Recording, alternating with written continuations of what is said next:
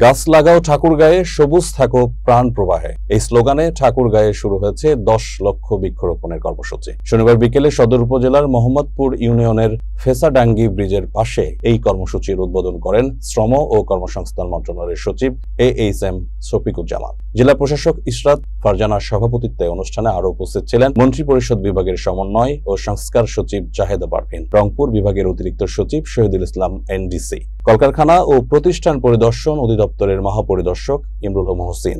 জেলা প্রশাসনের তথ্য অনুযায়ী কালারফুল ঠাকুরগাঁও কর্মসূচির আওতায় 2025 সালের মধ্যে জেলায় 10 লক্ষ বৃক্ষরোপণ করা হবে পরিবেশ সুরক্ষা ও নান্দনিক উন্নয়নের লক্ষ্যে।